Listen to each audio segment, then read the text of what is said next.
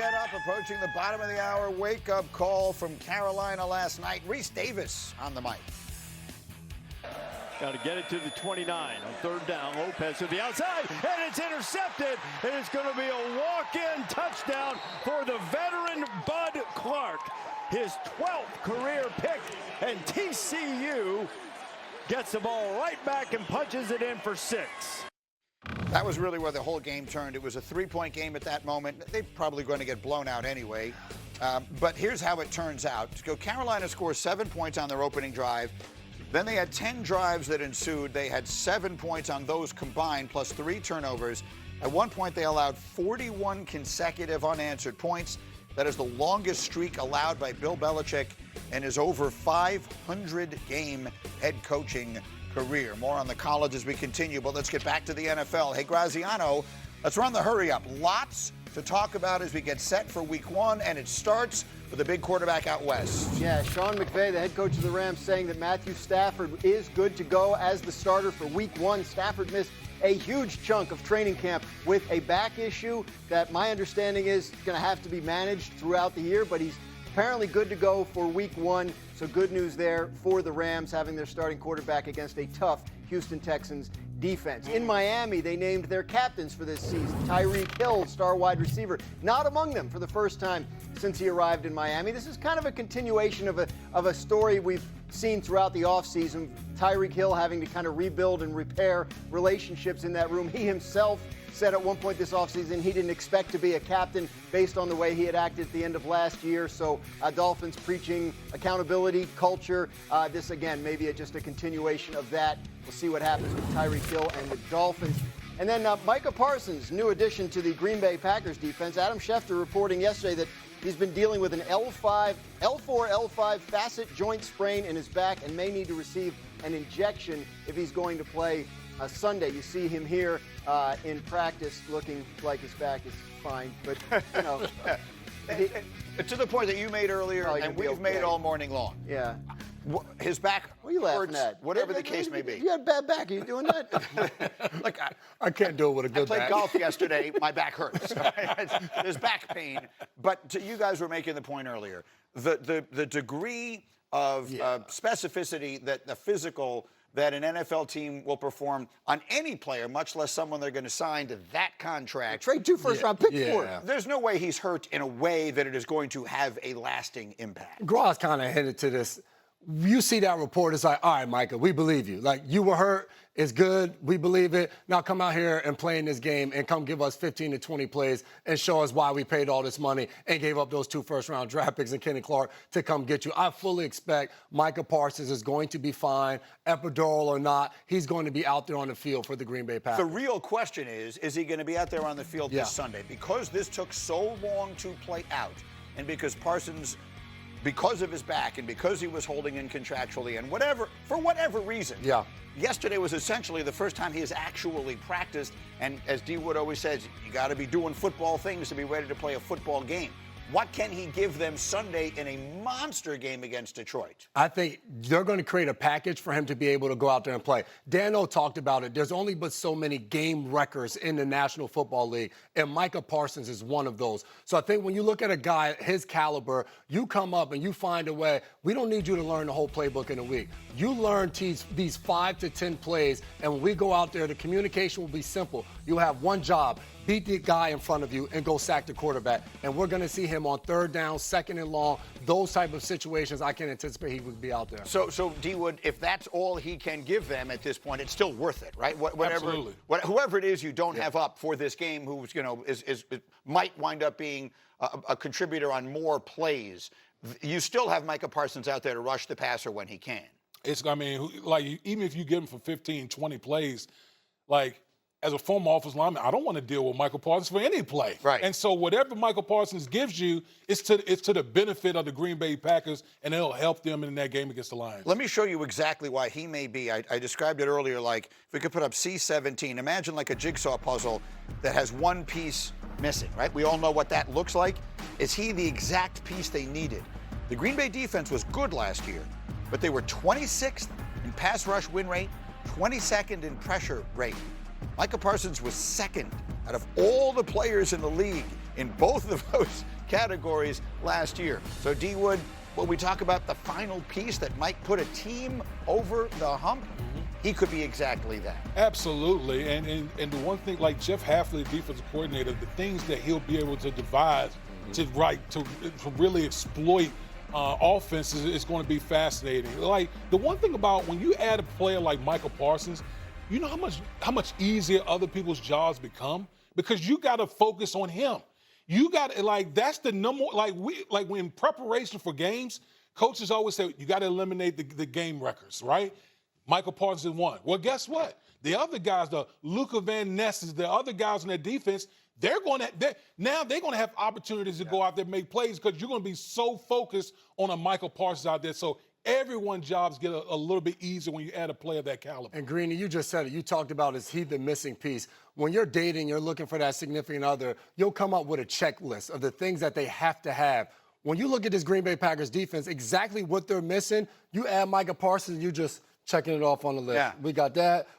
Oh, communicates well, long walks on the beach, all of those different things. He fills every checklist. It's a perfect fit for them. Graz, you like that one? You would actually do a checklist? Like, is this the thing you did? Like, you handwritten? Yeah, we've been married. Do you like pina coladas and getting caught in the rain? I'm a big pina colada. Could that possibly be a more dated reference I just made? But it seemed very quickly, Dan, I wanted to ask you the question, because you and I have had conversations about the Packers. Who are these people running this team now? They drafted a receiver in the first round.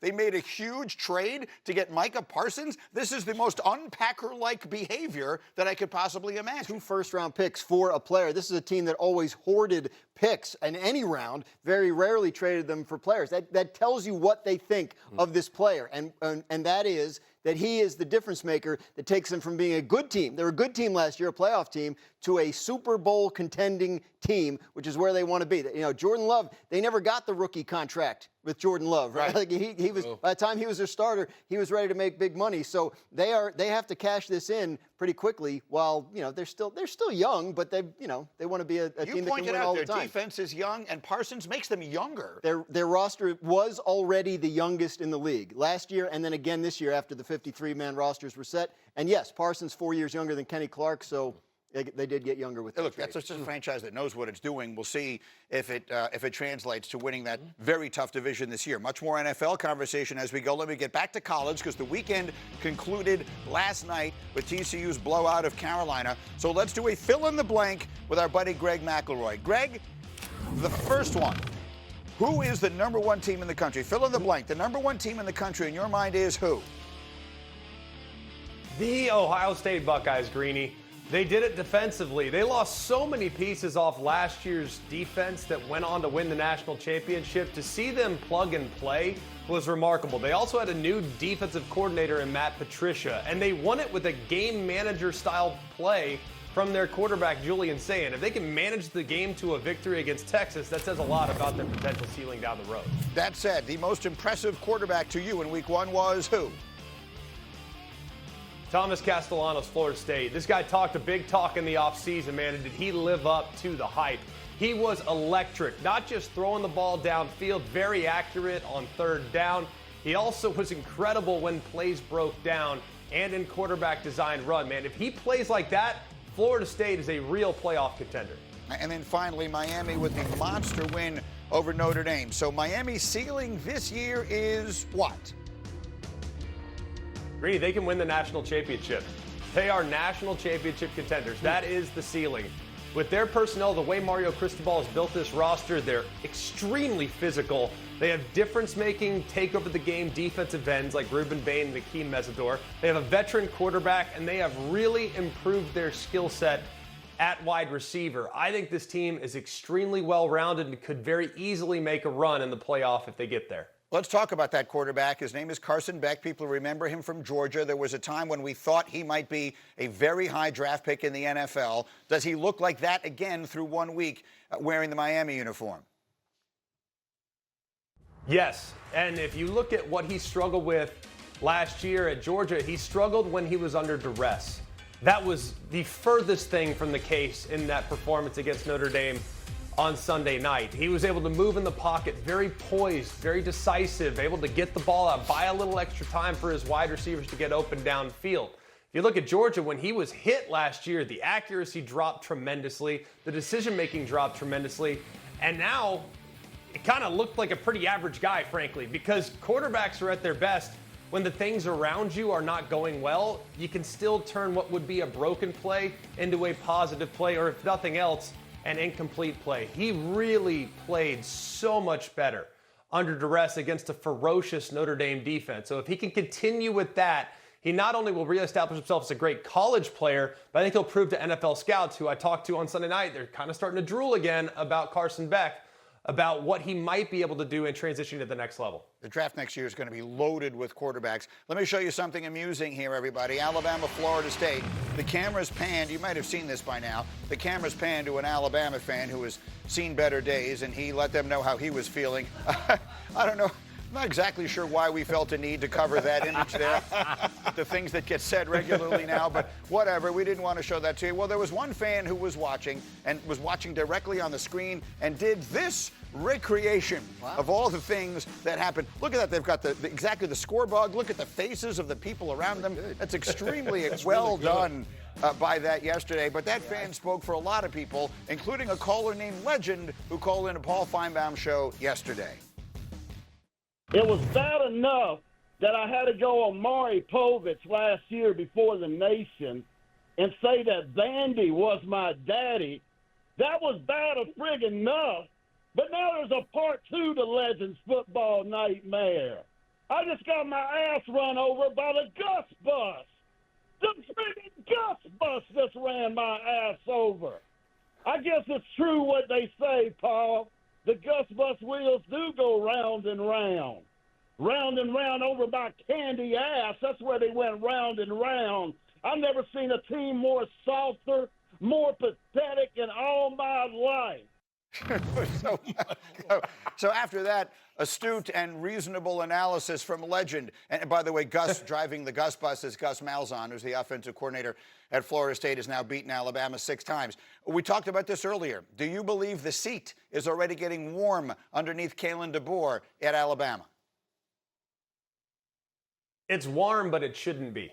And Nick Saban said this on the pregame show leading into the game last night. Look, coaches are at their best from week 1 to week 2.